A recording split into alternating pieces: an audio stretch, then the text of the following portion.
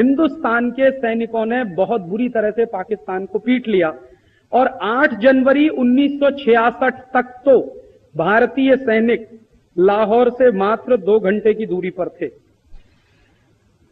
माने और 2 घंटे 3 घंटे का समय मिला होता तो शायद लाहौर में तिरंगा झंडा होता, ये हो सकता था उस समय। लेकिन तब एक मुश्किल आई। मुश्किल क्या आई कि जब पाकिस्तान ने देखा कि पिटते जा रहे हैं और हर इलाका भारतीय सैनिकों के कब्जे में जा रहा है, और पाकिस्तानी जो प्रधानमंत्री थे, जो उनके सेनाओं के बड़े अधिकारी थे, उनकी इमरजेंसी मीटिंग हुई और उसमें उन्होंने कहा कि अगर 2-3 दिन में लाहौर कब्जे में गया तो हफ्ते भर के अंदर कराची भी जाएगा, इस्लामाबाद भी जाएगा, पेशावर भी जाएगा, सब चला जाए, और 10-15 दिन में हो सकता है पूरा पाकिस्तान चला जाए। और पाकिस्तान में कुछ ऐसे ग्रुप थे जो हिंदुस्तान की सेनाओं का समर्थन भी कर रहे थे। सिंध प्रांत के लोग थे जो पाकिस्तान का नहीं, भारतीय सेनाओं का समर्थन कर रहे थे। और जो मुहाजिर लोग हैं, मुहाजिर माने जो हिंदुस्तान से गए हुए मुसलमान पाकिस्तान में बसे हैं, वो भारतीय सेना का समर्थन कर रहे थे। तो ऐसा लगता था कि शायद ये सब इलाका भारतीय सैनिकों के कब्जे में आ जाएगा। और शास्त्री जी ने तो मैंने बताया कि खुली छूट दे रखी थी, उनको कभी इस बात की तकलीफ नहीं थी कि भारतीय सेना कहां तक जा चुकी है। उन्होंने कहा कि अभी पाकिस्तान को कायदे से सबक सिखा देना ही ठीक है, ताकि बार बार ये तकलीफ ना उठानी पड़े हमको। तो उनका भी पूरा पाठिंबा था, शास्त्री जी का, कैबिनेट का पूरा पाठिंबा था। सेनाओं का उत्साह बहुत बढ़ा हुआ था उस समय, और भारतीय सैनिकों की तैयारी भी जबरदस्त थी। वो सब होते हुए हमने वो किया। लेकिन अचानक से क्या हुआ, जो मैंने बताया, 8 जनवरी 1966 तक जब भारतीय सैनिक लाहौर के बिल्कुल नजदीक पहुंच गए थे, तब पाकिस्तान ने अमेरिका को कहा कि अब किसी तरह से युद्ध को रुकवाइए, नहीं तो हमारा अस्तित्व ही खत्म हो सकता है। पाकिस्तान को यह समझ में आ गया, तो अमेरिका को कहा कि किसी तरह से युद्ध रुकवाइए। अमेरिका को ऐसा लगा कि शास्त्री जी से युद्ध रोकने की बात कहना बहुत मुश्किल है, क्योंकि अमेरिका 1-2 बार ट्राई कर चुका था शास्त्री जी से बात करने की, और शास्त्री जी ने उसका 2 टूक जवाब दिया था। अमेरिका ने एक बार शास्त्री जी को परोक्ष रूप से धमकी दी थी, और शास्त्री जी ने उस धमकी का बहुत अच्छे तरीके से जवाब दिया था। क्या धमकी दी थी कि उस समय लाल रंग का गेहूं आता था PL 480 का अमेरिका से। PL 480 एक कानून का नाम है अमेरिका में। PL का माने होता पब्लिक लॉ 480। जैसे हमारे देश में संविधान की धाराएं 370, 371, 372, ऐसे ही अमेरिका में कुछ कानून की धाराएं, उनमें 480 नंबर की एक धारा है पब्लिक लॉ की। उस कानून के तहत अमेरिका का गेहूं आता था हिंदुस्तान में, PL 480 का लाल रंग का गेहूं आता था, और उस गेहूं को अमेरिका में जानवर भी नहीं खाते थे, वो भारत में बेचा जाता। यह समझौता पंडित नेहरू ने किया था। हमारे देश में गेहूं की कमी थी, ये बात सच थी, लेकिन रद्दी किस्म का गेहूं हम खाएं, ये पंडित जी ने किया हुआ समझौता। तो लाल बहादुर शास्त्री ने अमरीकी धमकी के सामने झुकने से मना कर दिया। तो अमेरिका ने क्या कहा कि हम आपको गेहूं देना बंद कर देंगे। शास्त्री जी ने कहा बंद कर दो, हमें आपका गेहूं चाहिए भी नहीं। तो फिर अमेरिका की धमकी आई कि आपके लोग भूखे मर जाएंगे। शास्त्री जी ने कहा हम भूखे मरेंगे, लेकिन हमको अपमानजनक शर्तों पर यह संधि मंजूर नहीं है आपसे। और शास्त्री जी ने हिम्मत दिखाई, PL 480 का गेहूं खरीदना बंद कर दिया। फिर देश में गेहूं की थोड़ी कमी आ गई, तो शास्त्री जी ने देश के लोगों से अपील की कि हम एक समय भोजन करना बंद कर दें, और देश के करोड़ों लोगों ने शास्त्री जी की बात का जवाब दिया। करोड़ों लोगों ने सोमवार को व्रत रखना शुरू कर दिया। इस घटना से सिद्ध क्या होता है, इस देश का कोई भी नेता जनता से जब भी कोई कुर्बानी मांगता है तो जनता कभी पीछे नहीं हटती। सवाल नेताओं की इंटीग्रिटी का है। जनता इस देश में बहुत मजबूत है, जनता कभी सरेंडर नहीं करती। जनता ने भूखा रहना मंजूर किया, लेकिन शास्त्री जी पर इस बात का किसी आदमी ने दबाव नहीं डाला कि आप अमेरिका से गेहूं खरीदिए, हम भूखे नहीं रहेंगे। लोगों ने कहा हम भूखे रहेंगे, सम्मान के साथ हमको भूखा रहना मंजूर है, बजाय इसके कि हम अमेरिका से गेहूं खरीदें और अपमानजनक शर्तों पर उसको हम खाएं। लेकिन दूसरी बार शास्त्री जी दबाव में आए, और फिर भारत के ही अंदर के नेता अमेरिका समर्थन के हो गए, और भारत के नेताओं ने फिर शास्त्री जी को कहना शुरू किया कि पाकिस्तान से समझौता करना चाहिए और पाकिस्तान से समझौता करना पड़े। तो शास्त्री जी बहुत ही बुझे मन से, दबे हुए मन से गए ताशकंद समझौता करने के लिए, और ऐसा समझौता हुआ कि वो वापस नहीं लौटे। समझौते में क्या हुआ कि जो जमीन भारतीय सैनिकों ने जीती थी, वो सारी की सारी जमीन समझौते में हार गई, और शास्त्री जी भी उस समझौते में चले गए। शास्त्री जी की डेड बॉडी लौटी थी ताशकंद से, शास्त्री जी नहीं लौटे। हमने इतनी बड़ी गलती की 1965 में कि एक तो देश का प्रधानमंत्री खोया, और दूसरा देश की जमीन खोई जो जीती थी पाकिस्तान से, और एक ऐसा प्रधानमंत्री खोया जिसके बारे में मैं कह सकता हूं ना भूतो ना भविष्य थी। न कभी हुआ न कभी होगा। जब युद्ध शुरू हो गया था पाकिस्तान की तरफ से, तो शास्त्री जी ने सारे देश के लोगों से एक अपील की थी कि घर का पैसा बचाओ, खर्चे कम करो, क्योंकि युद्ध के समय में सेविंग्स की बहुत जरूरत होती है सरकार। और जिस देश में सेविंग्स जितनी ज्यादा होती हैं डोमेस्टिक स्तर पे, घरेलू स्तर पे, वो देश युद्ध उतने ही अच्छे तरीके से लड़ सकता है। तो शास्त्री जी ने लोगों से अपील की कि आप पैसा बचाओ, खर्चे कम करो। लेकिन दूसरों से अपील करने से पहले शास्त्री जी ने अपने खर्चे कटौती किए थे। और जानते क्या खर्चा सबसे पहले कटौती किया? उनके घर में एक बाई आती थी उनका कपड़ा धोने की। तो शास्त्री जी ने बाई को कह दिया कि कल से तुम कपड़ा धोने मत आना मेरे। तो बाई ने पूछा कि कपड़ा कौन धोएगा, क्योंकि उनकी पत्नी की तबीयत खराब रहती थी। ललिता शास्त्री उस समय बहुत बीमार रहती थी। तो शास्त्री जी ने कहा मैं खुद धोऊंगा। कपड़े तो ज्यादा रखते ही नहीं थे, 2 जोड़ी कपड़े रहते थे, 1 जोड़ी सुखाते थे, 1 जोड़ी धोते थे। 2 धोती थी उनके पास, 2 कुर्ते थे, 1 जोड़ी चप्पल थी और 1 खादी की बनियान रहती थी, 1 अंडरवियर रहता था। ये कपड़े थे उनके। तो उन्होंने कहा मैं खुद धो लूंगा। फिर दूसरे अपने घर में कटौती कैसे की? उन्होंने भारत के प्रधानमंत्री की बात देखी। उनके घर में एक बाई आती थी उनके कमरे में झाड़ू लगाने के लिए, पोछा लगाने के लिए। उन्होंने कहा तुम भी कल से मत आना। तो उस बाई ने पूछा घर में झाड़ू कौन लगाएगा? उन्होंने कहा मैं मेरा कमरा साफ कर लूंगा, बाकी अपने बेटों को कहूंगा कि वो सब घर की सफाई करें, क्योंकि मैं पैसा नहीं दे सकता। दूसरों से मैं कह रहा हूं तो पहले मुझे करना होगा। उसके बाद तीसरी घर की कटौती कैसे की उन्होंने? उनके घर में एक ट्यूटर आता था जो उनके सबसे बड़े बेटे को अंग्रेजी पढ़ाता था। उनका बेटा अंग्रेजी में फेल हो गया। तो एक बड़ा ट्यूटर आता था घर में पढ़ाने के लिए। तो शास्त्री जी ने कहा कि कल से तुम मत आना। तो उस ट्यूटर ने कहा कि आपका लड़का बहुत कमजोर है अंग्रेजी में और वो पास नहीं होगा तो 1 साल उसका बर्बाद हो जाएगा। उन्होंने कहा इस देश के लाखों करोड़ों बच्चे फेल हो जाते हैं, मेरा बेटा भी फेल हो जाएगा, कौन सी इसमें खास बात? मैं कोई विशेष आदमी तो नहीं, एक साधारण आदमी हूं मैं इस देश का। तो वो ट्यूटर भी हटा दिया। इस तरह से अपने खर्चों में कटौती की एक ऐसे व्यक्ति ने जो उस समय भारत का प्रधानमंत्री था। आज तो कोई नहीं दिखाई देता ऐसा नहीं। संकट की स्थिति तो आज भी है इस देश में, आर्थिक हालत तो बहुत खराब है इस देश में। बताइए कब प्रधानमंत्री या राष्ट्रपति ने अपने खर्चे में कटौती करने की कोई बात कही?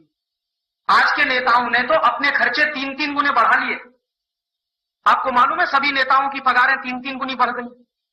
अभी पिछले 1 महीने से प्रधानमंत्री की पगार 3 गुनी बढ़ गई, राष्ट्रपति की पगार 3 गुनी बढ़ गई, मुख्यमंत्रियों की पगारें 3 गुनी बढ़ गई, राज्यपालों की पगारें 3 गुनी बढ़ गई।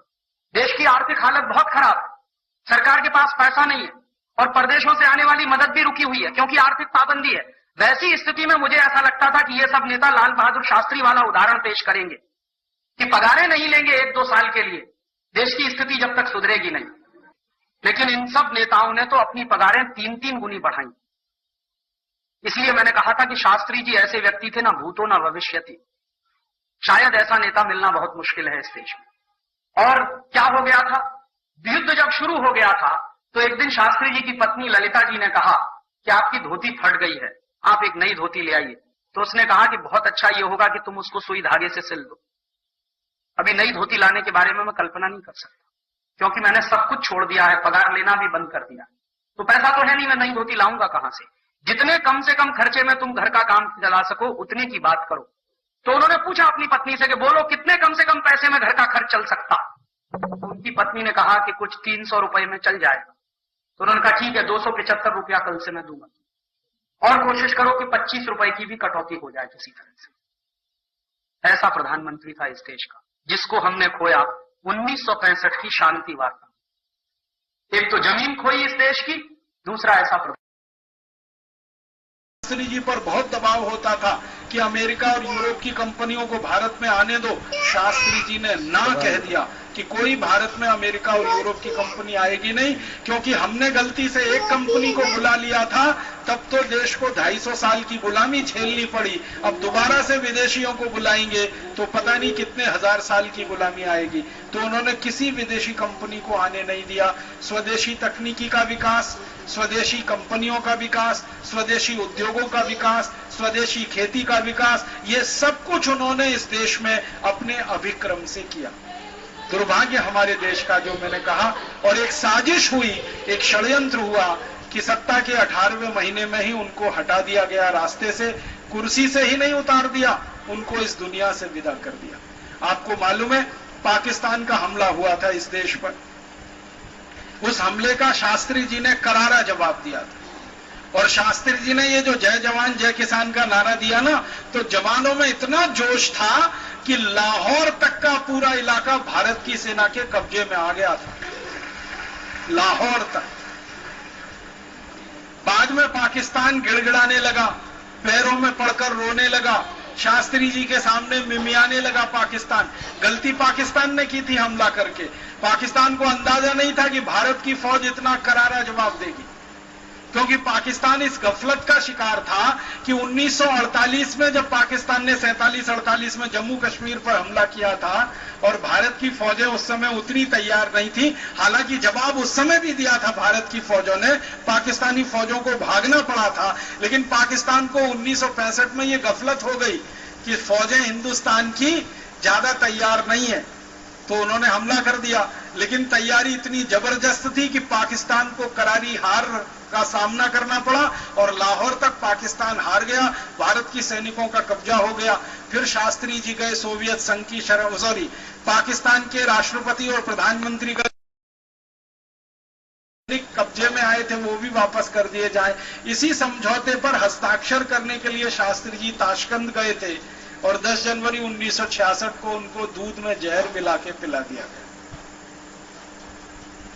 हुआ क्या था, शास्त्री जी का एक नियम था, जैसे सबके नियम होते हैं ना बड़े लोगों के, वैसे उनका एक नियम था कि वो अपने रसोइये के हाथ का बना हुआ खाना ही खाया करते थे। उनका एक रसोइया था जो बराबर हर समय उनके साथ रहता था, हर विदेश यात्रा में उनके साथ जाता था, हर समय उनके साथ रहता था, तो वो रसोइये के हाथ का बनाया हुआ खाना ही खाया करते थे। तो ताशकंद गए थे तो उनके साथ उनका रसोइया भी गया था, लेकिन ताशकंद में क्या हुआ, शास्त्री जी के रसोइये का अपहरण किया गया, उसको उठा लिया, शास्त्री जी को पता नहीं, उसकी जगह एक दूसरे आदमी को वहां बिठा दिया गया और उसने, शास्त्री जी रात को खाना नहीं खाते थे, सामान्य रूप से दूध पी के सो जाते थे, तो रात को उनको दूध दिया, वो दूसरे रसोइये ने बनाकर दिया और उसमें जहर मिलाया, बहुत ही तीव्र जहर था, बहुत तीखा जहर था। वो दूध पीते ही शास्त्री जी को मिचली और उबकी आने का हुआ, फिर सांस घुटने लगी। बार बार उन्होंने अपने रसोइये को आवाज दी लेकिन वो आया नहीं, क्योंकि रसोइये का अपहरण हो चुका था और उसको ले जाकर कहीं बंद कर रखा था। थोड़ी देर में शास्त्री जी के प्राण निकल गए। शास्त्री जी के साथ जो उनके सहयोगी गए थे वो उनके शव को लेकर वापस आए। तो भारत सरकार का क्या कर्तव्य था, देश के प्रधानमंत्री की हत्या हुई थी, मृत्यु नहीं हुई थी, लेकिन सरकार ने इतना बड़ा झूठ पूरे देश से बोला कि शास्त्री जी की हृदय गति रुकने से मृत्यु हो गई है। इतना बड़ा झूठ देश की तरफ से पूरी मीडिया को बोला गया प्रधानमंत्री के बारे में। आप सोचो कितनी क्रूर है ये शासन व्यवस्था, इसका अंदाजा लगाओ। प्रधानमंत्री पद पर बैठे हुए व्यक्ति की हत्या की जाती है और सरकार के मीडिया की तरफ से सारे देश में खबर दी जाती है कि हृदय गति रुकने से मृत्यु हुई। तो शास्त्री जी के जो पर्सनल डॉक्टर थे, पर्सनल फिजिशियन, उनको शक हुआ कि शास्त्री जी के हृदय गति से मौत हो नहीं सकती, क्योंकि उनका कोलेस्ट्रॉल नॉर्मल, उनका ब्लड प्रेशर नॉर्मल, उनके ट्राइग्लिसराइड्स नॉर्मल, सब कुछ नॉर्मल, तो हृदय गति रुकने का कारण क्या?